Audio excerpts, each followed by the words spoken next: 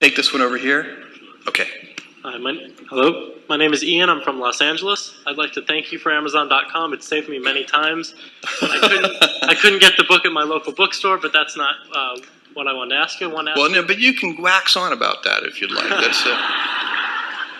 I'd like to know, please, what is the role of risk in your life and risk in the success of what you've done with Amazon? So what is the role of risk in life? It's hard to do anything, I think. Whatever it is that you want to do, there's going to be risk in your life. And risk is a necessary component of progress.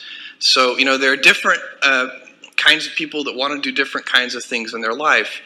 I like exploration, and in fact, I think that I'm a little stymied because I'd really like to be a physical explorer.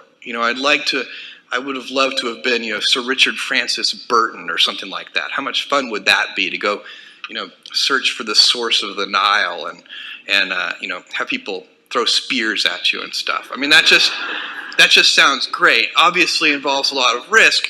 You find most geographical exploration, not all to be sure, but most geographical exploration on Earth today is somewhat contrived. It might be something like circling the Earth in a balloon or something like that. Now, there are some very deep spots where you can still do that, and then of course there's space. I'm personally very interested in space and have been all my life, and would love someday to do that. All of these things involve risk. I don't know how you can make any pioneering movements in the world of any kind, whether they be the geographical, physical exploration that I've just been talking about, or whether it be, a more cerebral exploration of a scientific field. Or I bet you could ask that question of every speaker here, and I bet that every speaker here has taken substantial risks, whether it be intellectual or otherwise, to achieve what they've done.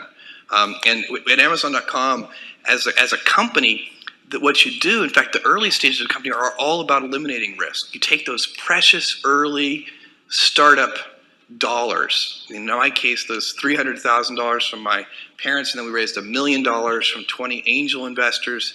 You take those precious early dollars and you use them to systematically eliminate risks one after the other. And what you hope is that you get to a company of a scale where the company doesn't need that kind of planetary alignment that it needs in the early days, but that instead the company has more control over its own destiny.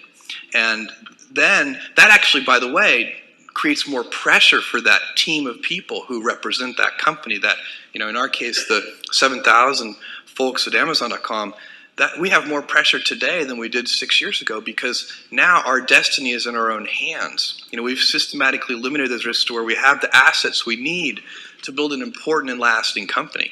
So now if we don't do it, shame on us.